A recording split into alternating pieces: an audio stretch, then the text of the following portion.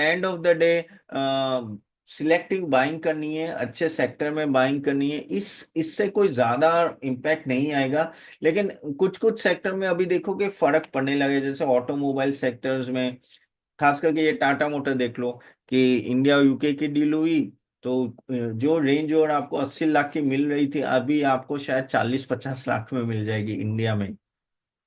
Even US और UK की deal हुई तो रेंज ओवर जो वहाँ भेज भेज रहे थे, या लैंड रोवर और वो सब, तो वहाँ उनको सस्ता पड़ जाएगा। तो कुछ कुछ जैसे जैसे ये ट्रीटी होती जाएगी ना, वैसे वैसे कंपनी के बारे में भी हमें ज्यादा पता चलने लगा कि यहाँ से क्या हो सकता है। पर overall things will be, no, you have to take care in that condition. अगर ऑयल प्राइस 70 बढ़ा है, तो ऑयल प्राइस में क्या होता है, अगर 70 जाता है तो ऑयल प्रोडक्शन कम, ऑयल रिफाइनरी जो होती है उनको थोड़ा प्रॉब्लम होती है, जैसे एचपीसीएल बीपीसीएल, क्योंकि ऑयल ऊपर जाए। लेकिन जो ऑयल एक्सप्लोरेशन कंपनी जैसे ओएनजीसी नॉलर, उनको फायदा होता है।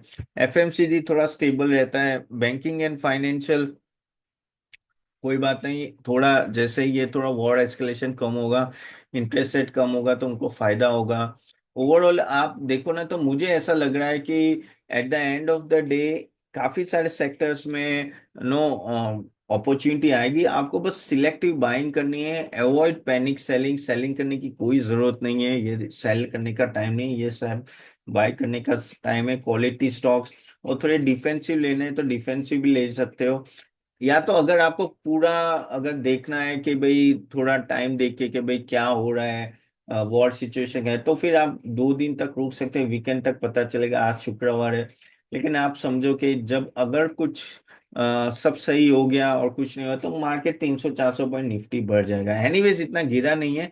And don't worry guys, market ऐसा नहीं है कि रातों रात बहुत दूर भागने वाला है, वो धीरे धीरे भागेगा। लेकिन आपको बस वो देखना है कि कहाँ आपको इन्वेस्ट करना है। जैसे कुछ कुछ चीजें पे थोड़ा ध्यान रख लो, कि जैसे कल ही वो ट्रिप वाले, जो भी टूरिज्म वाले स्टॉक्स काफी गिरे थे, क्योंकि ये सब होता है तो लोग टूरिज्म का थोड़ा बैकसीट ले लेते हैं। इवन इंडिगो गिरने लगा, क्योंकि एयरलाइन इंडस्ट्री को डायरेक्ट इम्पैक्ट आता है ये सब। और जम्मू कश्मीर में अगर प्रॉब्लम रहेगा, तो जो जिन जिन की होटल्स वहाँ है या हॉस्पिटल्स वहाँ है, उनको भी इश्यू होगा। सो इवन आप जेन के बैंक ले लो, तो ऐसे ऐसे सिलेक्टिव पॉइंट में आपको थोड़ा ध्यान रखना है सेक्टर में या कंपनीज में, जहाँ एक्सपोजर जम्मू एंड कश्मीर वहाँ हो, और टूरिज्म में भी थोड़ा इम्पैक्ट आ सकता है। ओवरऑल मेरे हिसाब से थोड़े दिन में ये शांत हो जाएगा। Let's wait and watch. खास करके ये वीकेंड बहुत ही क्रूशियल है कि